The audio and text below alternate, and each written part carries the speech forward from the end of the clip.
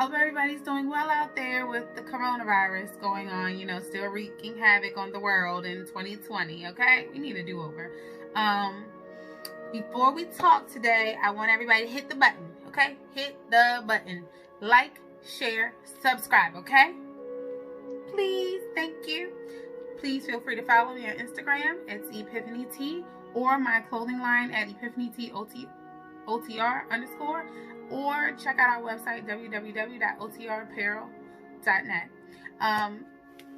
Today, we are going to do 3 videos, okay? So, don't be ragging on me when I got the same clothes on for all 3 videos, but I wanted to talk about a topic, and I felt like it was too long to make it one video. I don't want to bore y'all, and some of y'all might want to look at one part and not the other parts, so I figured I'd just break it up in 3, so you about to see this outfit 3 times, 3 videos, 1, 2, 3, okay? Magic number today is 1, 2, 3.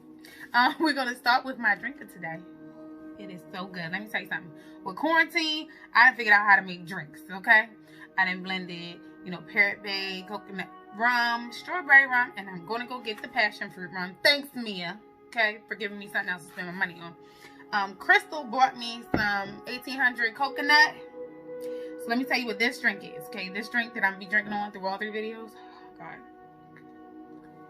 I grow some herbs in my garden. So, fresh mint. I put it in the blender. I squeezed some lime juice in it with the fresh mint. I did some fresh pineapple, and then I did some raw sugar cane, and melted it. So I made simple syrup, put it all in the blender, blended it up, strained it, added the coconut rum. I got a pineapple coconut mojito made with tequila in it. I'm telling you, it is awesome. This is like my new coronavirus drink, okay? So I'm just be drinking it every day until I'm out of quarantine. So anyway, it's enough of the drink. If you need a drink recipe, you got one. Let me know if you make it, how you like it. Share with me like I'm sharing with you guys. All right. So back to today's topic, which again, our 3-part series that I'm going to talk about with you guys. I wanted to talk about spirituality versus Christianity. Yeah, that's right. I'm going to tackle this topic. That's one of them topics that people don't like to talk about. But I'm going to talk about it real quick. Because I was really irritated. This pastor was talking. They took a snippet and they put it on Instagram. And he was talking about how burning sage is sacrilegious. Okay? And how, how witchcraft is sneaking into the Christian faith. Because people burn sage.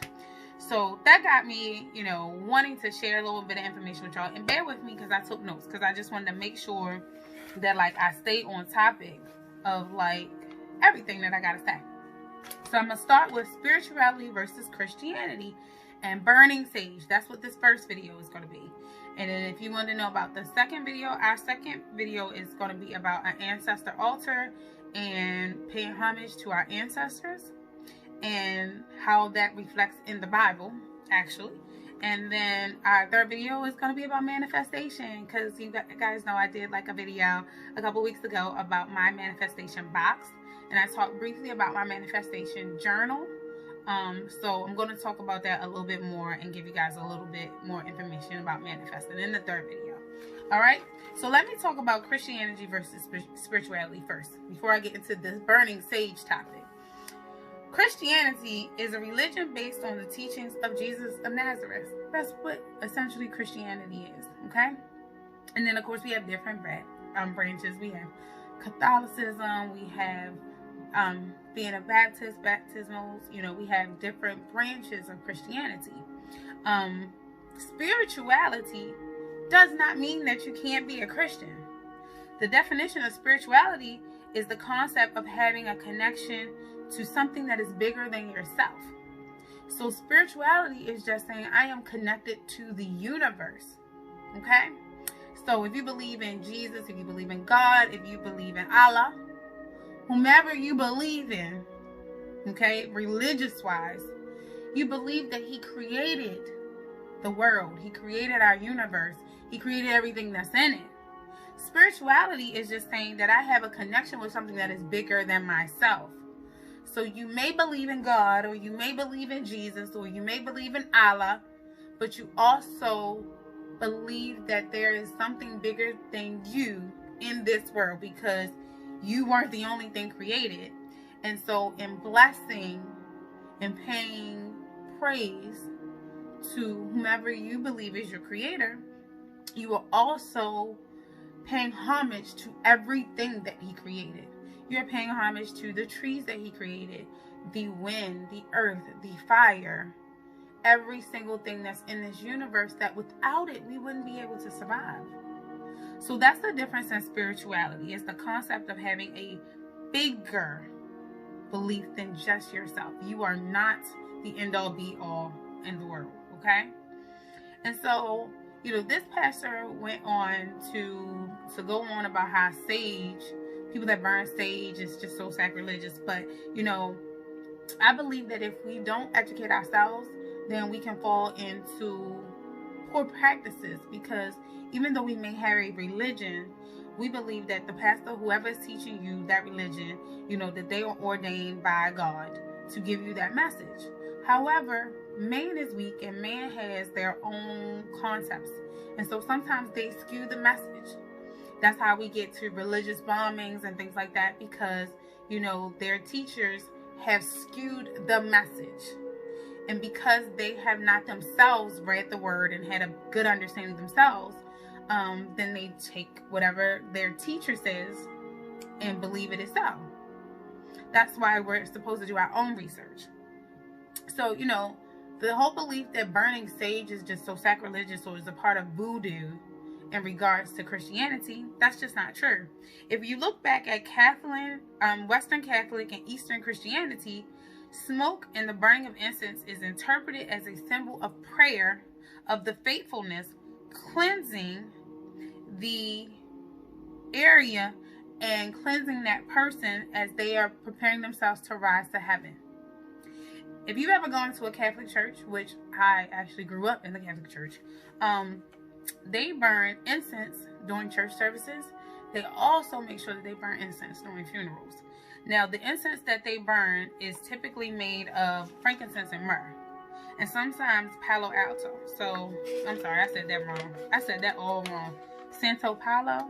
Yeah, Santo Palo. So, a lot of times it's made of Santo Palo. But they typically burn it during services, because they believe that smoke creates a cleansing spirit. Okay? So, how are we saying that sage, is sacrilegious when we are burning incense and things like that during church services? Almost every church services. The incense is used during meditation, prayer, and reflection to cleanse the air and to make it a sacred space. So again, Catholic religion does it. Eastern Christianity, Western Catholicism, this is a basic practice to burn incense. Sage is not part of the Catholic Church or the Baptist Church. Sage is more like an ancestral practice. So burning sage is an ancient spiritual ritual, and it's a Native American tradition. It is typically an African tradition.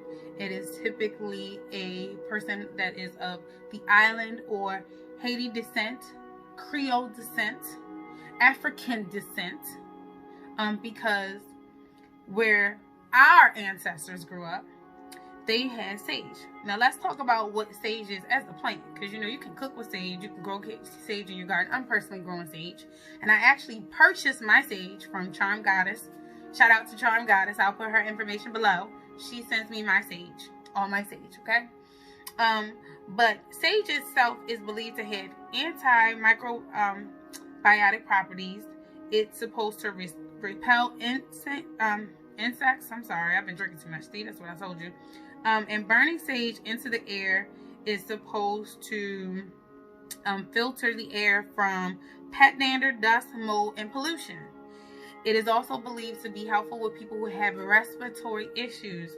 So people who have asthma, allergies, bronchitis, or who are suffering of a respiratory issue at the time. Back, our ancestors, our culture, while they were treating those people, while they were trying to help those people to heal, they burnt sage to purify the air around their sick loved ones with those issues like bronchitis and pneumonia. Okay?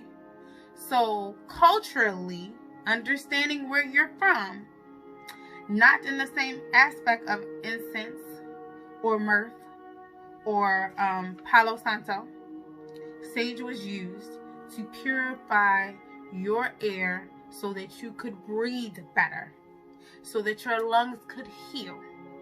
This is in a practice has been carried down for years and years and years.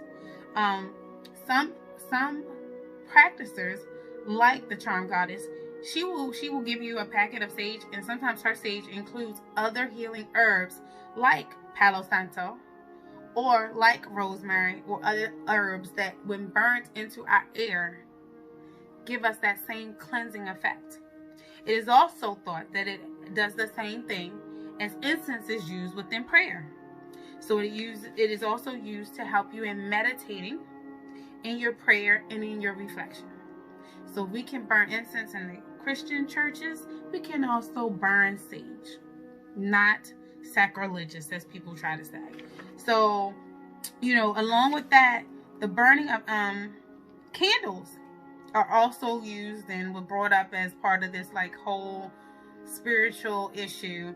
But candles are used in most churches, in Catholic churches and Baptist churches. Candles are used for prayer, to set intentions, and to indicate that you're praying for yourself or someone else. To light a candle symbolizes the purification of Christ and coming out of the darkness into the light of Christ. So lighting candles has been used for years to symbolize, cleansing the space, purifying and praying for someone else. So it's honoring others.